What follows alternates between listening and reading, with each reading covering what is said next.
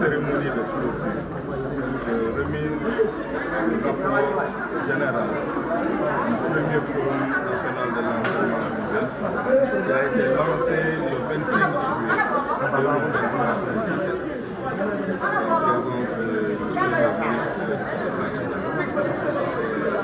Durant ces 4 mois, nous avons sillonné le pays à travers 4 pôles. Nous avons tenu des assises avec tous les acteurs de l'éducation sur les problématiques qui concernent l'enseignement privé. Cela aboutit à des travaux qui ont été reçus aujourd'hui.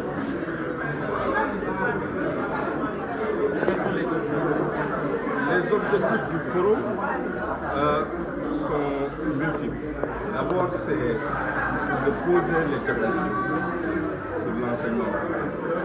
Nous savons que l'enseignement privé accompagne le secteur public de l'éducation depuis bien avant même les indépendances. Donc nous pouvons évidemment dire que l'enseignement privé précède l'enseignement public. Depuis même les années 90, avec la loi de liberté, il y a eu une prolifération des écoles privées.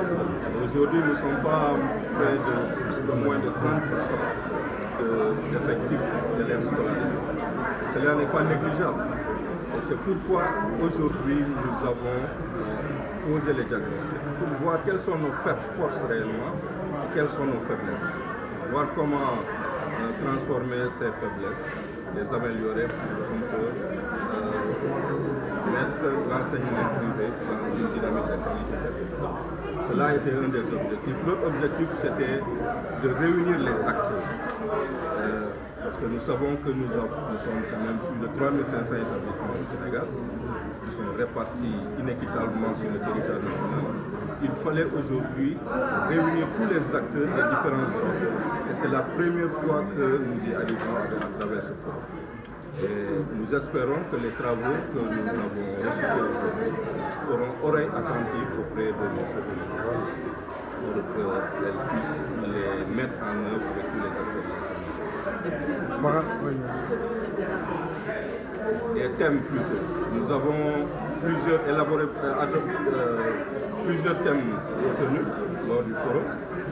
Des thèmes sur la gouvernance, sur l'environnement juridique et institutionnel de l'enseignement privé, qui nécessite quand même une certaine amélioration.